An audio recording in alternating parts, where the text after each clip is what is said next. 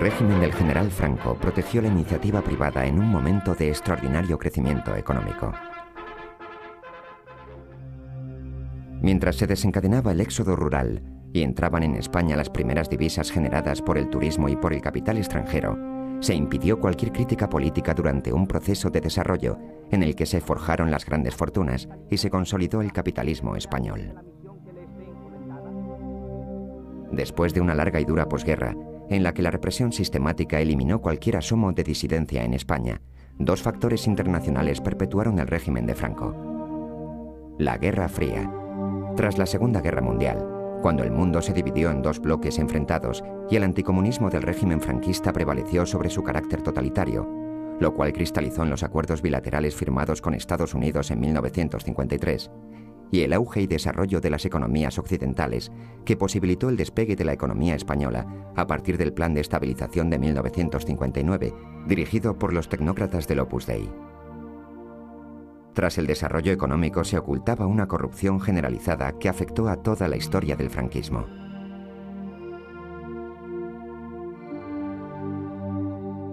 En 1948 se inicia el escándalo Barcelona Traction, negocio de Juan March Ordinas.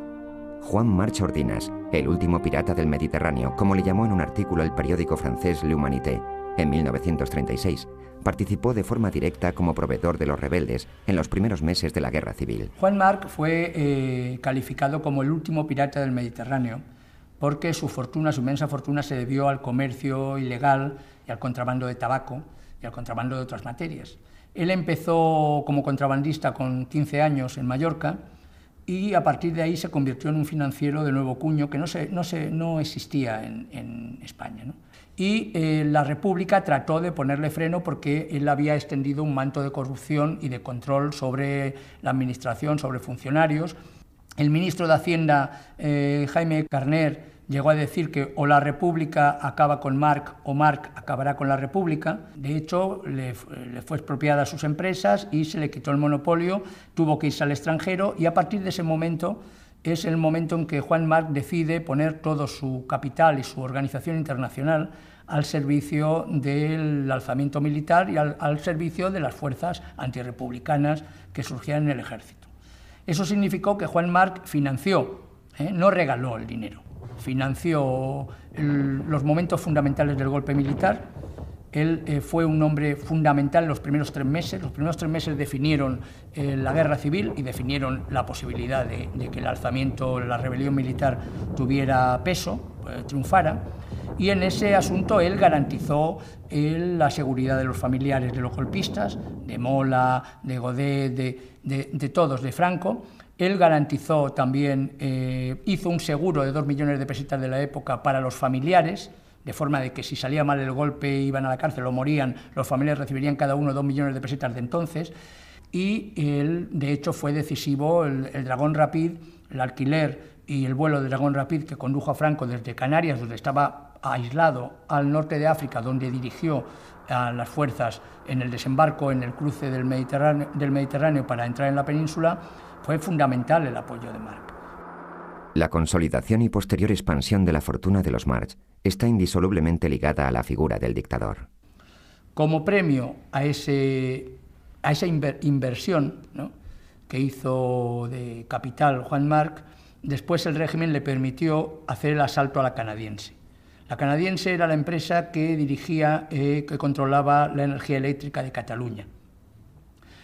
La Canadiense era una empresa multinacional y entonces Juan March se aprovechó de un momento, en el momento de la Segunda Guerra Mundial, en que había unos pagarés sin hacer efectivo, para, a partir de una empresa que él fundó llamada AFEXA, que sigue siendo el nombre de las Fuerzas Eléctricas de Cataluña, asaltar la empresa. Asaltó la empresa mediante abogados, se hizo con ella y el régimen, cuando hubo quejas internacionales y las propias multinacional que estaba detrás de la empresa intentó parar esas prácticas, el régimen dijo que era una cuestión privada, una cuestión personal y que ellos, mediante Martín Artajo, que era el ministro de Asuntos Exteriores, ellos no intervenían en ese asunto.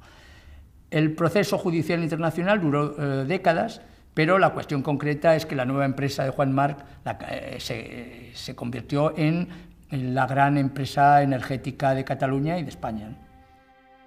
Juan March Ordinas murió en 1962, pocos días después de un brutal accidente de tráfico.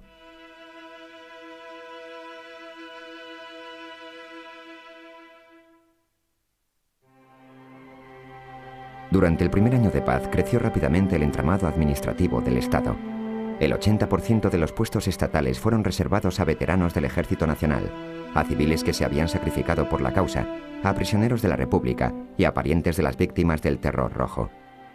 Derivado del escándalo de unas ruletas trucadas comercializadas por dos estafadores, Strauss y Perl, que sobornaron a miembros del gobierno Leroux en 1935, el término extraperlo sirvió para nombrar al conjunto de operaciones ilegales que practicó casi toda la población para no morir de hambre. Los entornos fronterizos se convirtieron en lugares idóneos para el contrabando practicado a veces por gente hambrienta y otras organizado por auténticas mafias. Lo más grave fue la utilización del aparato del Estado en favor de intereses económicos particulares.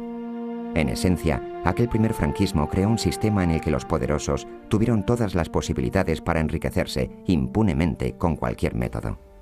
Bueno, esto habría que remontarse al año 36, a la Guerra Civil, es decir, que hubo unos años de hambre y hubo un mundo que yo no he vivido, pero que yo he tenido referencia por familia, que entonces está claro que con el extraperlo hubo más encarcelados en los años en el año 46 que en el año 1975, lo cual demuestra que es lo que la gente se dedicaba en los centros urbanos.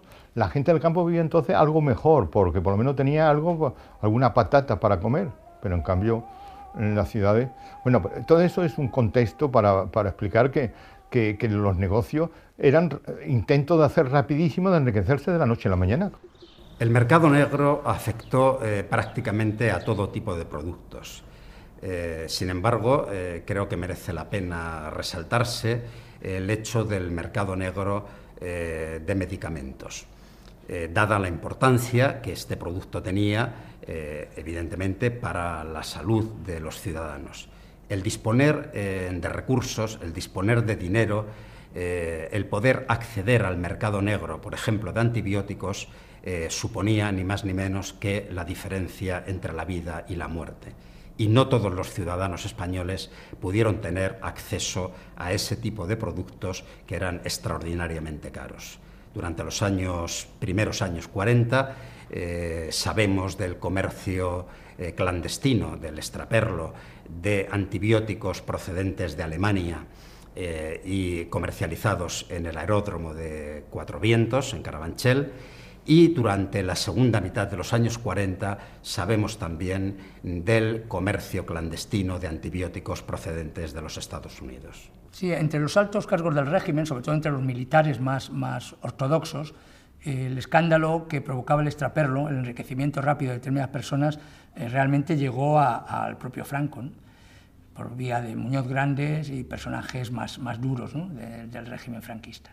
Realmente lo que se dio bajo la dictadura en ese primer periodo, sobre todo de la posguerra, es que mientras el pueblo trataba de sobrevivir con ese pequeño extraperlo, con mínimo, esa pequeña corrupción de cada día para conseguir salir del hambre, dentro de las grandes estructuras del régimen franquista funcionó un gran extraperlo comercial, un gran extraperlo de compra y venta, de importación-exportación, que llegó a historias muy singulares, ¿no? Muy increíbles. La ayuda económica norteamericana después de 1953 no hizo más que generalizar la corrupción desarrollada por el poder. Manuel Arburúa, ministro de Comercio durante 5 años, ejercía su ministerio de una forma peculiar. Franco decía de él con admiración: empezó de botones y ahora es archimillonario. Arburúa fue un ministro capaz de conseguir para el franquismo, para el régimen franquista, grandes negocios internacionales. Hay que tener en cuenta que el régimen estaba aislado totalmente a nivel internacional, y él fue una persona muy hábil para conseguir que entraran materias primas en España, ¿no? Al cambio de eso, pues él diseñó un funcionamiento de extraperlo, de gran extraperlo, a partir del ministerio, donde en los propios vestíbulos del ministerio se comerciaba con las licencias de importación, y es muy famoso por el Gracias Manolo, que significa que cuando iban amigos suyos, como pasó con González Ruano, el escritor, iban a pedirle pues alguna licencia de importación, él lo que les regalaba una licencia para poder comprar un coche, prácticamente se lo daba gratis, y decía, bueno, pero es que yo lo que necesito es otra cosa. Y decía, no te preocupes, que en cuanto salgas con este papel firmado de este despacho no vas a llegar a la calle. Y era verdad, antes de llegar a la calle ya venía alguien que le ofrecía dinero por esa licencia para conseguir ese coche, ¿no? El 11 de abril de 1950, Carmen Franco Polo, de 23 años, la única hija de Franco, se casa en el Palacio del Pardo con el joven doctor y alférez universitario Cristóbal Martínez Bordiú Ortega, hijo de José María Martínez Ortega y María de la O. Bordiú, condes de Arguillo. Aquella boda la describía así José Luis de Vilallonga. Franco lo había elegido para marido de su hija no porque fuera un hombre culto, eso en el fondo le hubiese molestado al dictador, ni porque fuera rico, no tenía dónde caerse muerto, ni porque fuera portador de un nombre ilustre, se llamaba Martínez. Lo había elegido como último remedio, porque los Franco habían soñado con casar a su hija en las más altas esferas de la aristocracia española. Pero la aristocracia se mostraba reacia a entroncar con aquellos parvenus. Villaverde no era gran cosa, pero al fin y al cabo permitiría que a la niña la llamaran señora marquesa. En 1954 nace el primer nieto varón del caudillo, a quien pondrán por nombre, cambiando el orden de los apellidos, Francisco Franco Martínez Bordiú. El marqués de Villaverde ve su nombre envuelto en un escándalo de importación de Vespas, aunque los apellidos Martínez Bordiú no aparecían en el Consejo de Administración de Vespa S.A. El marqués ocupaba un puesto privilegiado en la leyenda de la España extraperlista, con el apodo de Marqués de Vespa Verde. La prensa argentina lo involucraba en el escándalo internacional de permisos de importación de la famosa motocicleta italiana que estalló en 1954. Con el escándalo de las Vespas, un posible caso de corrupción que implicaba al círculo más íntimo del Pardo, quedaba reseñado para la historia el modo especial de los españoles de reírse de la dictadura sin rebelarse. A la marca Vespa, la gente le daba el significado de Villaverde entra sin pagar aduanas. Cuando estalla el escándalo, Franco le quita hierro porque Franco no quería, evidentemente, meterse con su familia. Él, su política era dejar hacer. Él siempre pensó que mientras los asuntos del bolsillo le funcionaban bien a su entorno, no conspirarían contra él. Si eso le servía para su ministro, pues para su familia ya era total, ¿no? Entonces el marqués de Villaverde realmente, cuando estalla el escándalo, Franco silenció, la dictadura silenciaba todo ese tipo de historias, pero sí que salió a relucir el gran poder para hacer negocios que tenía la familia directa del general. Tenemos que partir de la base que el marqués de Villaverde llegó a ganar más dinero al mes que el sueldo de su suegro, que era al fin de cuentas el jefe del Estado. Llegó a estar en 27 consejos de administración de empresas públicas y privadas, tuvo al mismo tiempo 8 puestos como cirujano y médico en entidades de la sanidad pública, y en su familia, los Martínez, sus hermanos y su padre, el conde de Arguillo, realmente participaron en los negocios y las empresas más rimbombantes de la época que surgieron y progresaron a la sombra de la dictadura. Hay que partir de la base de que la familia Franco posibilitó, también con el hermano de Carmen Polo, Felipe Polo, como secretario particular, y como José María Sánchez Sancho, tío del marqués de Villaverde, posibilitó un entramado de negocios donde yo llegué incluso a contabilizar más de 150 empresas, donde los Franco estaban en los consejos de administración o eran los propietarios directos de los negocios. Pues que es que inmediatamente se incorporaron el suegro y el consuegro, y esos fueron los que realmente, que eran una edad de la misma de Franco, que eran Sanchís y el llamado conde de Arguillo, que esos fueron los que realmente empezaron ya, y ahí me aparece efectivamente con el hermano mayor de Franco, con Nicolás, pues ya los grandes negocios, años 50. Hay que tener en cuenta que no solamente hubo la guerra civil, sino que luego hubo el paréntesis de la Segunda Guerra Mundial, que fue enorme, y los años del hambre. Claro, entonces la normalización empezó en los años 40 y hasta los años 50 fue cuando hubo reconocimiento del Vaticano y de los Estados Unidos, vieron ya que aquí se podía hacer. Y ahí fue ya la eclosión. Y fue cuando empezaron realmente, en los años 50, a enriquecerse, que además de una forma que, bueno, que todavía se puede ver. El marqués de Villaverde fue un personaje muy importante porque creó la pauta a seguir.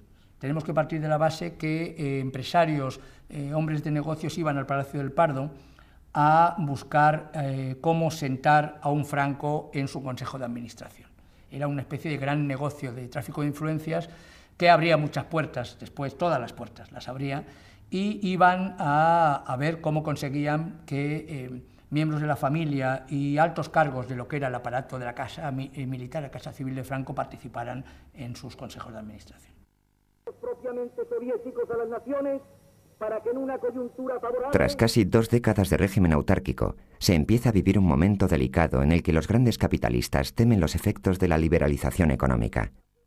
Con mucha prudencia los ricos habían colocado más de 70.000 millones de pesetas, según los expertos de la época, en cuentas cifradas de la banca suiza. Una casualidad hizo que se descubriera este hecho.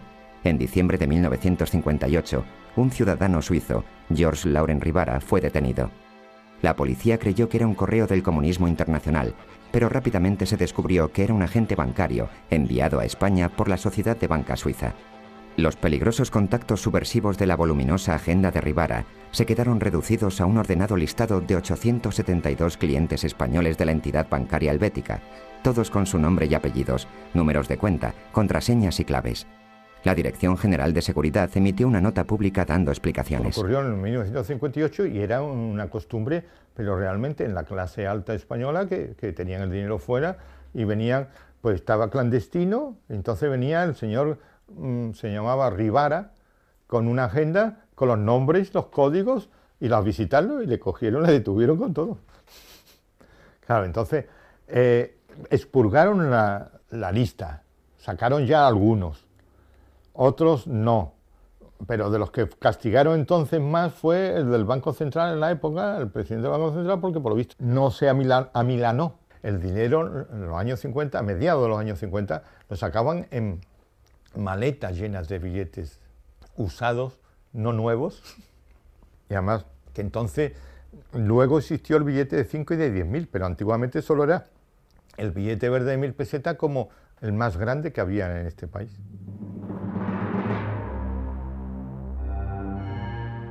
En 1959, el Plan de Estabilización Económica acaba en España con la época autárquica y da cerrojazo definitivo a la posguerra.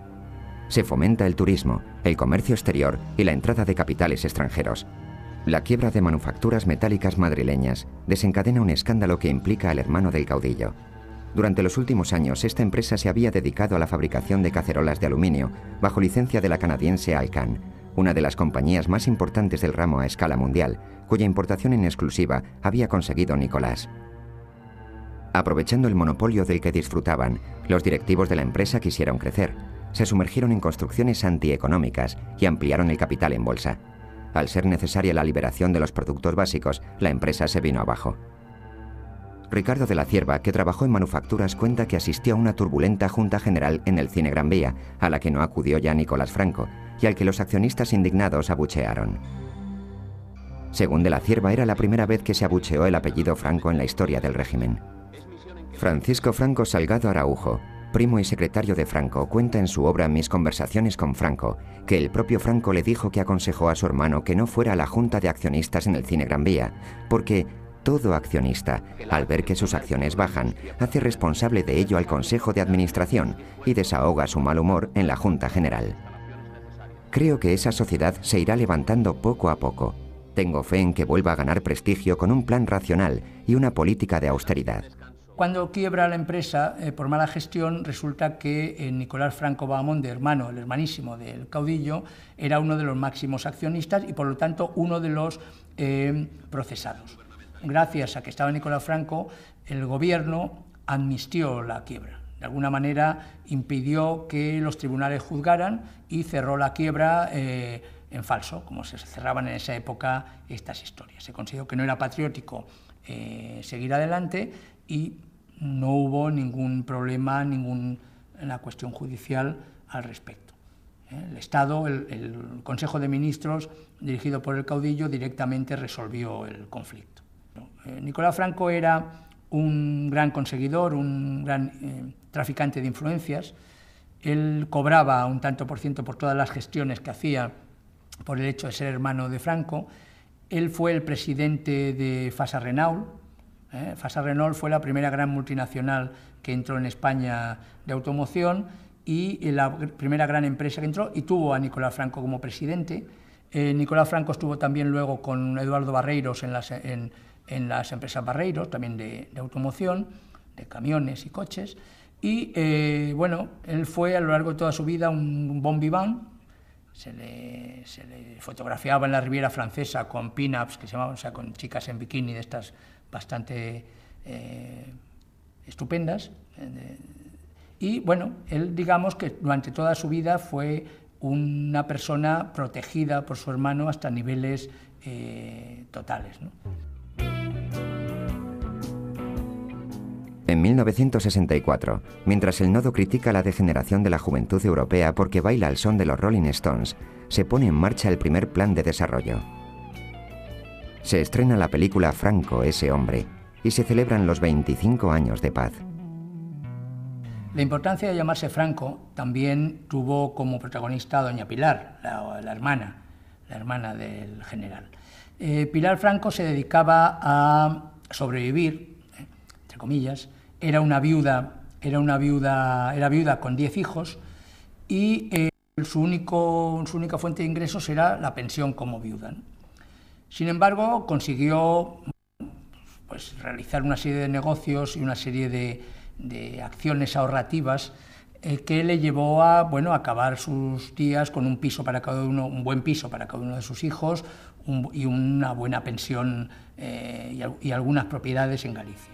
La hermana del caudillo, Pilar Franco, es denunciada por su participación en una operación inmobiliaria realizada en Madrid sobre unos terrenos inexistentes. En 1957, Pilar compró por 100.000 pesetas una finca de 87.500 metros cuadrados, inventada por un conocido falsificador, Manuel Bruguera Muñoz, quien había delimitado unas parcelas a partir de un plano de 1869 en la calle Antonio Casero de Madrid. No, es que lo de las parcelas, que después, cuando consecuencia de la guerra civil, siempre hubo algún fallecido propietario de terrenos que no se... Entonces ellos se dedicaban a ver en el registro de la propiedad cuál estaba pendiente, y entonces a partir de ahí hacían una historia, y cuando veían que no había reacción de los herederos, la deponían a su nombre y para adelante. Y eso ha habido gente que ha vivido en Madrid durante años. Yo he conocido a uno de esos artistas. Decía que era un artista. La falsa finca estaba dibujada sobre terrenos ya existentes que pertenecían al Banco Central de Alfonso Escámez, a la empresa Dragados y Construcciones, a una entidad benéfica y a varios vecinos. Pilar Franco utilizó todo tipo de influencias y contactos en el registro de la propiedad, en el Ayuntamiento de Madrid, en 3 ministerios diferentes y además en el Tribunal Supremo. Y al morir, el ya anciano falsificador, Bruguera Muñoz, la Audiencia Provincial de Madrid declaró prescrito el delito de falsificación y el caso salió de la vía penal. Las expropiaciones futuras proporcionaron a Pilar Franco buenos dividendos. En la última expropiación, dictaminada por el ministro de Obras Públicas Gonzalo Fernández de la Mora, Pilar recibió 134 millones de pesetas de 1973 por uno de los trozos de una parcela fantasma que le había costado 100.000 pesetas. El abogado Jaime Sánchez Blanco, que descubrió el pastel, llegó incluso a denunciarlo ante el presidente del gobierno, Luis Carrero Blanco. Llegó a denunciarlo, llegó a llevar los papeles.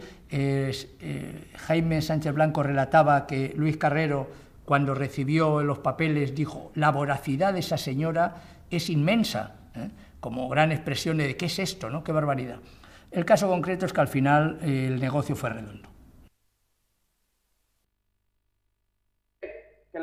En 1969, Franco nombra sucesor a Juan Carlos de Borbón. Protegidos por Carrero Blanco, ministros pertenecientes al Opus Dei controlan el gobierno español. Me preguntaron, ¿qué quiere decir opus? Y yo dije, pues no lo sé. Obra, yo decía en latín. Dice, no, obra para uno situarse. Opus, obra para uno situarse. Mientras el astronauta Armstrong pisa la Luna, la revista Garbo, dirigida a las amas de casa a finales de julio de 1969, dedica unas líneas a informar que una empresa española, dedicada a la exportación, estaba siendo investigada por la policía y que un banco estaba siendo perjudicado gravemente. Matesa es un escándalo muy excepcional en la historia del franquismo debido al tratamiento público que recibe. Es un escándalo que afecta a una empresa de maquinaria textil, una fabricante de telares, que recibe un apoyo muy fuerte del régimen de Franco, de los gobiernos de Franco, en una etapa en la que se quería potenciar a las empresas exportadoras. España, después de tantos años de autarquía, no había tenido empresas realmente volcadas al comercio exterior.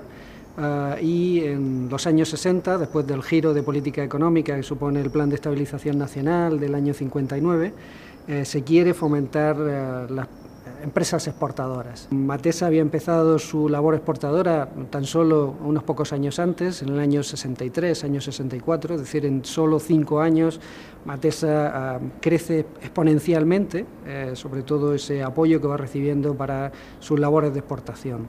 Bien, a la altura del verano del 69, de julio, agosto del 69, empiezan a conocerse una serie de irregularidades en la política de exportación y en concreto en estos créditos que iba recibiendo Matesa. Sobre todo empieza a difundirse la idea de que Matesa está haciendo exportaciones ficticias, está cobrando créditos por unas exportaciones que en realidad no está haciendo. La prensa trató el asunto con entera libertad durante un par de meses y se creó una comisión de investigación en las Cortes que elaboró un informe con conclusiones muy duras para 3 exministros que posteriormente serían encausados por negligencia en el Tribunal Supremo. ¿Cómo fue posible el tratamiento público de estos hechos en el marco de la dictadura? Vilar Reyes va a la cárcel y empiezan al principio los rumores en la prensa sobre esta noticia. Un importante empresario había sido detenido y estaba en la cárcel. Los diarios se lanzan a dar cada vez más detalles del caso y el caso es tratado con bastante libertad por los distintos medios de comunicación. Pero luego dieron un carpetazo total. Es decir, que solo se pudo publicar sobre Matesa fuera. Al comienzo hubo una cierta movida, pero luego ya no, un cierre total otra vez. Matesa abrió una crisis gubernamental sin precedentes, utilizada por los falangistas. La campaña de prensa fue demoledora y no hubo periódico que no entrara en ella. El 24 de agosto el diario SP pedía, en un derroche de audacia, la dimisión de los ministros relacionados con materias económicas, todos del Opus. Diario SP era uno de los medios relacionados con el sector azul falangista y no se cansaba de golpear a la banca privada. Pero antes de que terminara el mes, Diario SP tuvo que cerrar asfixiado por una banca privada que no tenía ningún interés en verse atacada con motivo o sin él. Las personas en aquellos momentos es el momento en el que está el Opus en el poder, están entrando los ministros económicos en el poder, que son los que han sabido sacar a España de la crisis. Es decir, después de la guerra civil, Franco da los ministerios a los falangistas, pero los falangistas en cuestiones de economía y tal eran unos burros. Eran todos grandes poetas, humanistas, querían redimir, dar viviendas a todo el mundo, dar pan a todos los españoles, lo que no sabían era cómo hacerlo ni cómo organizarlo. Entonces los que organizaron realmente, los que el plan de estabilización, el primer plan de desarrollo, eran los economistas, y estos economistas, la mayor parte de ellos, vienen del Opus Dei. Las tensiones entre las distintas familias franquistas habían sido una constante desde los inicios del régimen, desde el final de la guerra civil, pero justo a la altura del año 69, al final de la década de los años 60, estas tensiones son cada vez más fuertes, sobre todo porque es evidente el deterioro físico del general Franco, se está acercando el final de Franco y están tomando posiciones en el futuro, ¿no? En lo que sería el franquismo sin Franco. El caso Matesa fue una historia política, de lucha política, en la que jamás hubo nada de fraude.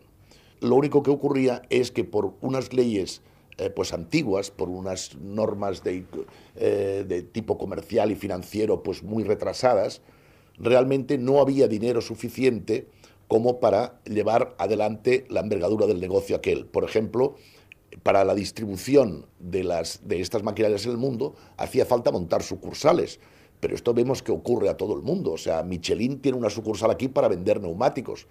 Aquellas bestias del falangismo decían, son ellos mismos. Matesa ha creado en Estados Unidos una oficina de ellos.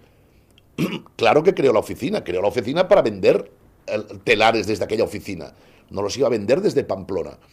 Todo esto significaba una inversión que no estaba el dinero, entonces este dinero había que pedirlo a base de créditos. Y allí es donde hay una exageración, digamos, en las cifras de créditos, y esto llega a oídos a alguno de los opositores a digamos, de los del grupo falangista, concretamente Solís Ruiz y Fraga Iribarne, que sin ser falangista fue el máximo aliado de ellos y el que más fuerte, de una manera más contundente, llevó la cruzada contra los tecnócratas, ¿no? Pero hay que tener en cuenta que cuando estalla Matesa, que en octubre hubo un cambio de gobierno y si había 11 del Opus, llegaron a ser 18 en el gobierno. Es decir, que aumentó la potencia del Opus, de ministros del Opus. Que eso es interesante por ver que realmente fue una escalada hacia adelante. Y luego, incluso después de la muerte de Carrero Blanco, ahí ya entonces el Opus cayó en desgracia y fue entonces otra fracción de franquistas que ocuparon el poder. En julio de 1970 tiene lugar un pleno secreto, por primera vez en la historia de las Cortes franquistas. El día del pleno, por los pasillos de la Cámara, se distribuye una fotocopia de un diario italiano, el diario Avanti, con una noticia fechada el 3 de julio del año 70, en la que se decía que 5.000 de los 10.000 millones de deuda de Matesa habían ido a parar a las arcas del Opus Dei. La fuente de la noticia era una supuesta declaración del propio Vilarreyes ante la comisión de investigación, comparecencia que no se produjo. Vilarreyes no declaró ante la comisión de investigación de las Cortes. Eso sirvió para que algunos, en fin, acusaran, ¿no?, a quienes habían distribuido esas fotocopias de haber fomentado un bulo. En realidad, ninguna de las investigaciones oficiales que se hicieron sobre Matesa, incluida la propia de las Cortes, llegaron a demostrar que hubiera habido ningún tipo de desvío de fondos hacia las arcas del Opus Dei. Nadie llegó a demostrar que hubiera habido ningún tipo de corrupción en ese sentido, de corrupción de desvío a intereses particulares. Desde el punto de vista contable se ve que hay dinero que sale. En Madrid he tenido acceso al sumario, que era decenas de miles de folios. Yo soy de las pocas personas que puedo decir que lo he ojeado. Cuando vi que la gran parte del dinero había salido fuera, entonces yo me dediqué a investigar fuera. En Luxemburgo, en Francia y en todos los países donde se veía europeos, no he ido a Panamá ni cosas de eso, solamente donde realmente se veía que había. Entonces, Suiza también, claro. Y entonces, incluso Liechtenstein. Claro, entonces descubrí cosas interesantes. Yo publiqué un libro en Francia en la época donde veía incluso las conexiones que tenía, porque de uno de los dineros de Matesa financió la campaña de los republicanos independientes en Francia. Es decir, que cuando en la campaña presidencial de Giscard d'Estaing aparece dinero de una de las filiales de Matesa. Está claro que Matesa fue a fondo y era pedir créditos del Estado para exportar con una licencia francesa para exportar unos telares sin lanzadera que por lo visto ya se descubrió que efectivamente eso no era. Y el agujero fue de 9.000 millones de pesetas en aquella época. En 1970 el presidente Nixon visita a España. José María Sánchez Sancho, el tío Pepe, llamado también el Mago del Pardo, supo aprovechar su parentesco con el yerno de Franco y ocupó cargos directivos en empresas vinculadas al clan de El Pardo y a los intereses particulares de la familia del general. José María Sánchez Sancho, el Mago del Pardo, jamás fue procesado ni acusado en ningún delito, y nunca tuvo problemas económicos ni financieros con las empresas donde participaba. Él era miembro del Consejo de Administración de Viajes Meliá, una empresa muy vinculada al régimen, era intermediario de Banús, también participaba en las empresas de Banús, incluso participó e intervino para que Franco ayudara a José Banús en un momento que tenía problemas en la construcción del barrio del Pilar, y se aprovechó de las leyes del franquismo. Por ejemplo, el caso de Confecciones Gibraltar es un caso clásico de cómo, manejando información privilegiada, se aprovechan de los pueblos de desarrollo creados en la época para fomentar la industrialización en la industria y una serie de empresas fantasmas se quedan con las subvenciones, pero luego no fabrican los productos previstos, ¿no?, ni desarrollan la economía. La quiebra de Confecciones Gibraltar destapa un fraude que implica al clan de El Pardo. El papel del hermano mayor es fundamental para toda esta historia, aparte de que él se mojó en montones de cosas. Es decir, incluso en Confecciones Gibraltar, aquí en Algeciras, montó una empresa que también Y cuando se fue todo, claro, ahí se vendió y se quitó de en medio, pues ahí nadie, por supuesto, ¿no? Todo esto eran créditos del Estado para hacer empresas y cosas. Si había 800 millones de pesetas, resultaba que llegó evidentemente una inspección y se descubrió que solo tenían 300 millones, es decir, que 500 millones habían desaparecido. Es decir, entre otros, está claro, Nicolás Franco, vamos. En 1972 se pone en marcha el tercer plan de desarrollo.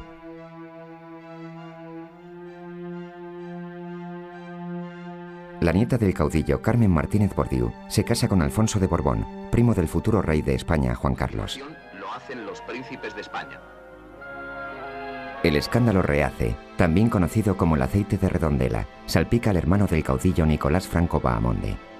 De todos los negocios y cambalaches que protagonizó Nicolás, solo uno acabó en escándalo político y marcó definitivamente el ocaso del régimen, el caso Rehace.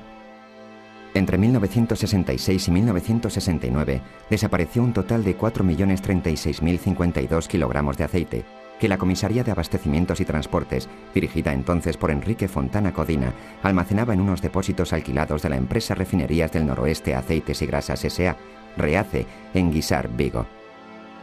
Se popularizó como el aceite de Redondela porque esta empresa fue fundada en esa ciudad gallega y allí tenía su domicilio social. El caso Rehace fue un caso, pues más de los que se debían producir muchos, de tráfico de influencias y de pues personas que estaban conectadas con el poder, que disfrutaban de una serie de prebendas.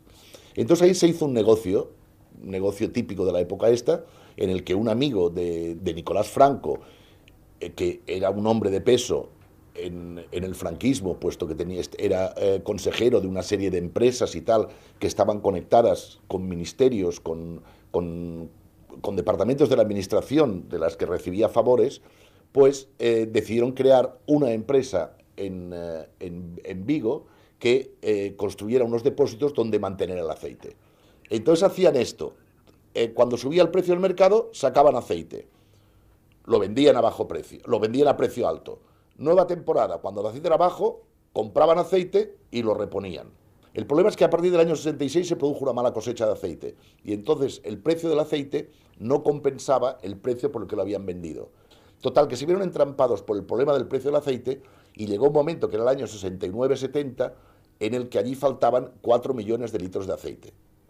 El denunciante del fraude, José María Romero González, apareció muerto en su casa de Sevilla junto a los cadáveres de su mujer y su hija, a las que presuntamente disparó antes de pegarse un tiro en la cabeza. Aquello fue una venganza, un ajuste de cuentas clarísimo por haberlo denunciado, ¿no? Entonces, claro, había una mano detrás de todo esto que la movía, que esta sí que jamás fue descubierta. El principal accionista de Rehace, Isidro Suárez Díez Morís, murió en la cárcel de forma sorprendente, ya que resbaló mientras se duchaba golpeándose la cabeza mortalmente. Y entonces es cuando aparecen las muertes misteriosas, que es además a lo que le dan todos los ingredientes ya de novela negra, ¿no? Es decir, porque está el dinero por un lado, entonces aparece la muerte, pues porque la persona clave de la historia, Isidro Suárez, aparece misteriosamente muerto en las duchas de la cárcel de madrugada, ¿no? Una muerte que no se ha aclarado jamás.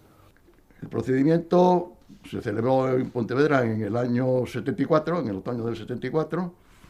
Yo ejercité la acusación en ese procedimiento, hubo una condena también de Isidro Suárez, no, porque Isidro Suárez falleció estando en prisión con motivo de que las duchas no funcionaban adecuadamente, tuvo una intoxicación de monóxido de carbono, cayó y los funcionarios se asustaron y lo mantuvieron sin tocarlo hasta que llegó el forense, con lo cual él estuvo respirando monóxido de carbono a nivel del suelo y cuando llegó el forense ya era irrecuperable. La conclusión oficial fue que una fuga de gas le provocó un mareo que le hizo desplomarse.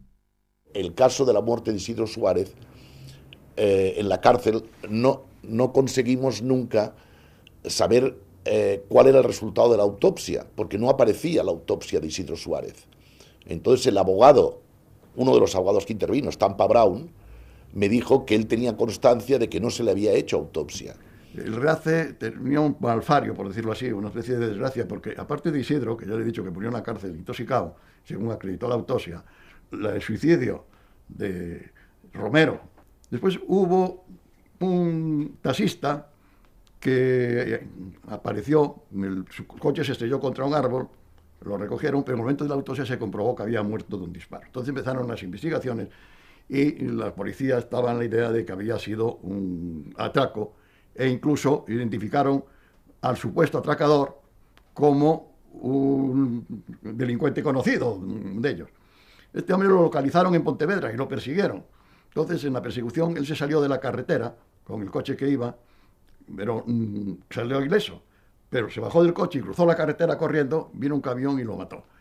Entonces, esto lo sabemos los que estábamos en la interioridad del tema, pero por fortuna no trascendió, sino también diría que el camionero lo había matado para hacer ocultar los datos. También uno de los compradores del aceite, un marido celoso, le pegó 2 tiros y lo mató.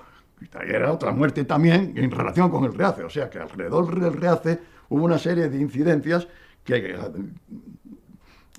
fueron casualidades, pero dieron lugar a que la imaginación popular se despertara y crear, que atribuyera todas aquellas muertes a la necesidad de ocultar otros hechos que estaban relacionados con el Reace. Entonces, lo que pasa es que en el juicio no se tocaba todo esto. En el juicio lo que había que tocar es de quién había sido culpa el que hubieran desaparecido aquellos litros de aceite. Gil Robles actuó ya en el procedimiento y actuó después en el juicio oral y actuó dentro de su línea, pues intentando politizar el procedimiento, que realmente ya estaba politizado desde el principio, pero insistir más en contra, pues, de los elementos del régimen que en aquel momento estaban más o menos implicados en el asunto. Entre los implicados estaba también Rodrigo Alonso Fariñas, que había sido presidente del Celta, y Nicolás Franco, su mujer y su hijo, que participaban en Reace a través de su sociedad Grupo Español de Iniciativas S.A., GEISA. Gil Robles, cuando vio que había posibilidades de intervenir en este juicio, vamos, prácticamente hubiera puesto dinero, yo creo, para poder hablar de Franco Bahamonde, como le gustaba él decir en la sala constantemente, ¿no? Él volcaba todo sobre Nicolás Franco Bahamonde, era constante, entonces la lucha que había, el presidente no le dejaba decir, decía que ya valía de citar Franco Bahamonde constantemente, y entonces él decía, Gil Robles entonces hablaba, este señor cuyos apellidos está prohibido pronunciar en la sala, o sea, todas estas argucias parecía el Charles Lawton de testigo de cargo, ¿no? Era realmente espectacular, pero no se profundizó, el juicio lo llevaba él de cara a la prensa todo lo que, es decir, le daba mucho juego todo lo que decía Gil Robles, pero realmente no se entró en profundidad en lo que había pasado allí. Bueno, Nicolás Franco había tenido relaciones con Rodrigo Alonso ya anteriormente, en la época en que era embajador en Lisboa, Nicolás Franco, y Rodrigo Alonso estaba en Vigo. Relaciones que se decían también que eran de orden económico. Ahora eso eran rumores que tampoco tenemos, ni se investigaron en el tema Reace, ni tampoco tengo yo elementos de juicio suficientes como para hacer una acusación concreta.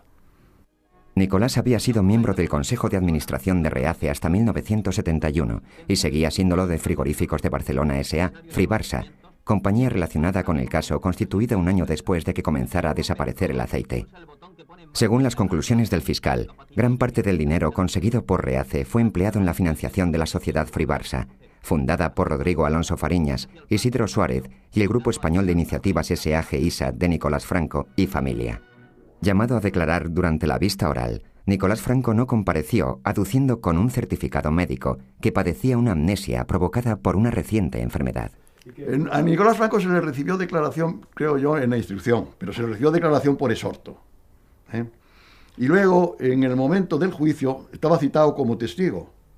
Lo que pasa es que presentó un certificado de enfermo en el cual se acreditaba que por la edad y demás tenía pues lagunas mentales y que no tenía memoria y no recordaba. No sé si era un principio de Alzheimer o ya era una demencia senil, pero efectivamente con aquel certificado pues no se podía recibir declaración porque lo que nos decía que no recordaba y no podíamos decir que no. De nuevo el caudillo había salido al quite.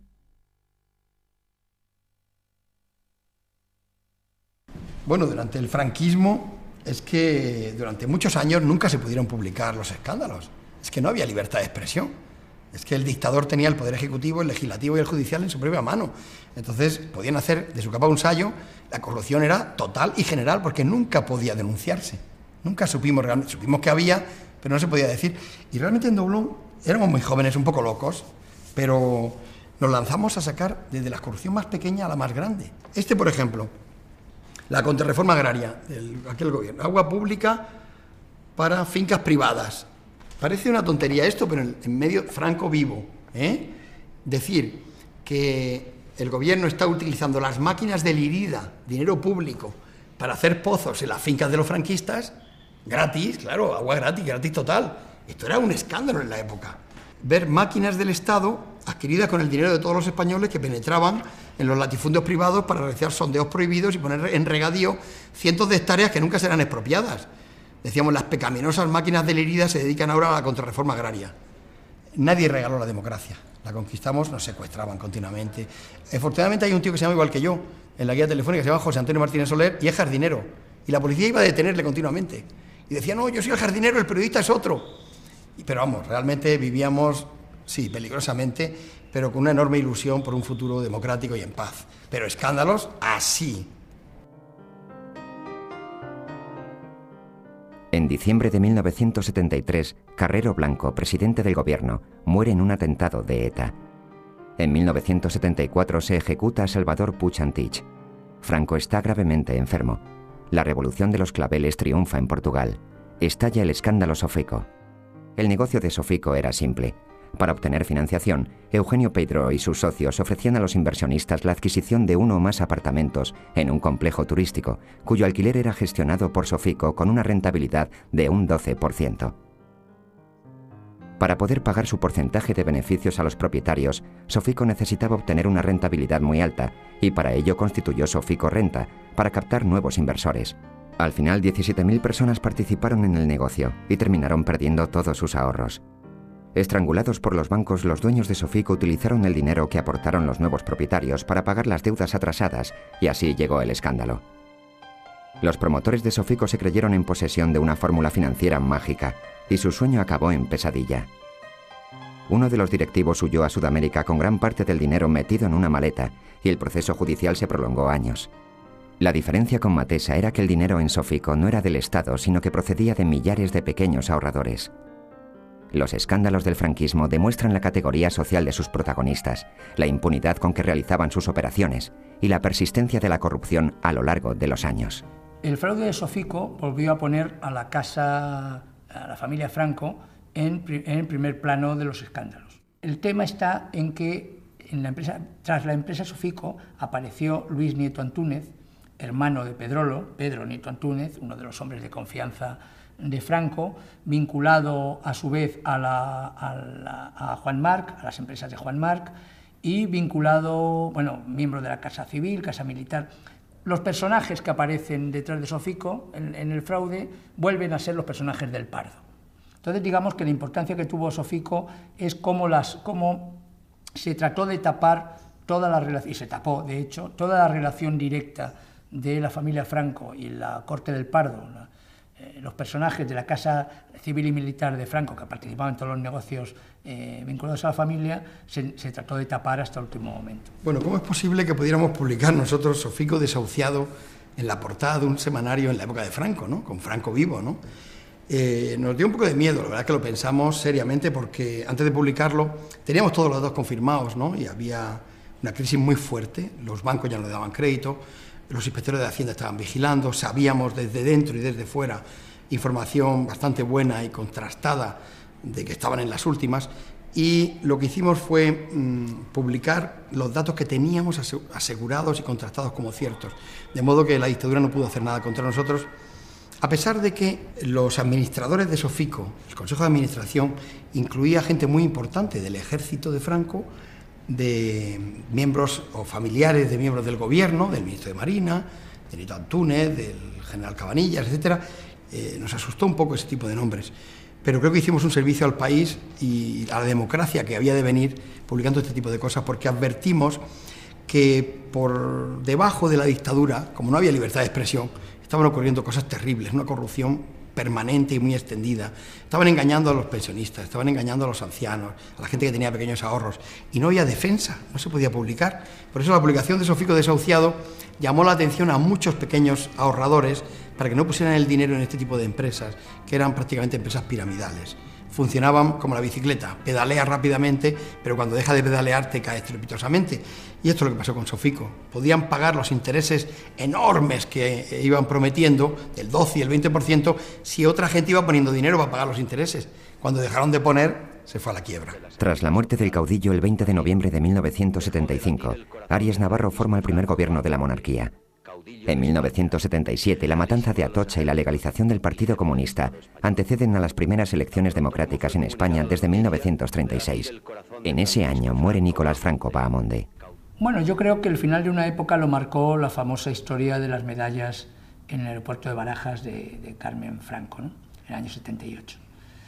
Pasó un hecho curioso. En el año 78, Carmen Franco iba con una maleta llena de medallas, insignias de oro y de diamantes, todo lo que había tenido su padre, le habían regalado a su padre en los años de militar y como jefe del Estado en recepciones.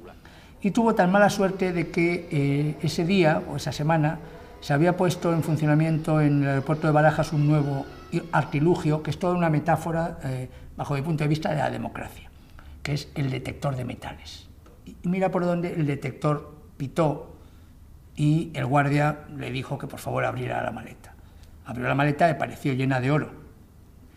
Evidentemente fue incautado, se le procesó por contrabando, se le puso una multa y digamos que Carmen Franco, la hija, esa chica que hablaba de España como la finca de papá, en la época en que su padre fue el dictador, pues tuvo que dar explicaciones de para qué llevaba una maleta llena de oro en insignias a Suiza.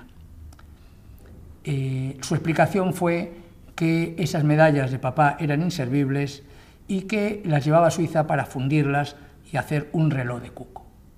La realidad es que hasta ese momento entraban y salían con dinero, joyas y material artístico sin que nadie les impidiera, se atreviera a preguntarles qué había ahí. Yo creo que es el momento en que marca un antes y un después, ¿no? El detector de metales acabó con toda una época.